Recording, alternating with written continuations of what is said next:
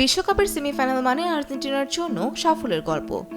ফুটবলের সবচেয়ে বড় আসরের শেষ চারে যতবারই জায়গা করে নিয়েছে আলবিসেলেস্তেরা, প্রতিবারই নিশ্চিত করেছে ফাইনালের টিকিট। সেই গৌরবময় ধারাবাহিকতা ধরে রাখার আরেকটি সুযোগ এসেছে 2026 বিশ্বকাপে। রোববার কানসাসে অনুষ্ঠিত শেষ কোয়ার্টার ফাইনালে সুইজারল্যান্ডকে অতিরিক্ত সময়ে 3-1 গোলে হারিয়ে সেমিফাইনালে উঠেছে লিওনেল স্কালোনির শিষ্যরা। অন্যদিকে নরওয়েকে 2-1 গোলে হারিয়ে শেষ চার নিশ্চিত করেছে ইংল্যান্ড। ফলে আগামী বুধবার আটলান্টার মার্সিডিজ বেঞ্চ স্টেডিয়ামে মুখোমুখি হবে ফুটবল বিশ্বের দুই ঐতিহ্যবাহী প্রতিদ্বন্দ্বী।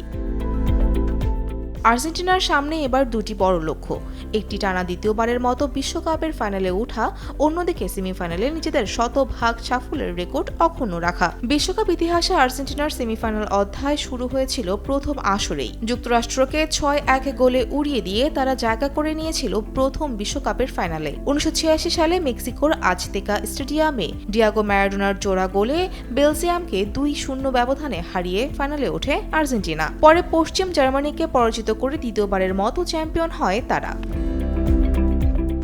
1990 বিশ্বকাপে স্বাগতিক ইতালির বিপক্ষে নির্ধারিত ও অতিরিক্ত সময় শেষে স্কোরলাইন ছিল 1-1। টাই ব্রেকারে 4-3 ব্যবধানে জয় এনে দেন গোলরক্ষক সার্জিও গয়কোচিয়া।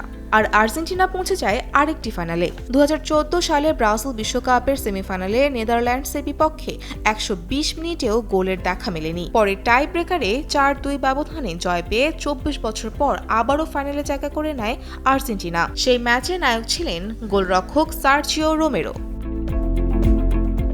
সবশেষে 2022 কাতার বিশ্বকাপে লিওনেল মেসির নেতৃত্বে ক্রোয়েশিয়াকে 3-0 গোলে হারিয়ে ফাইনাল নিশ্চিত করে আলবিসেলেস্তেরা।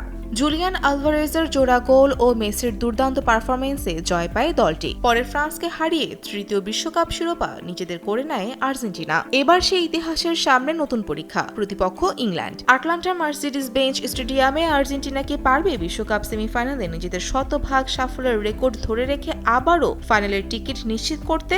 উত্তর মিলবে বুধবারের মহরণে। ফৌজিয়া ফারিহা, টেলিভিশন।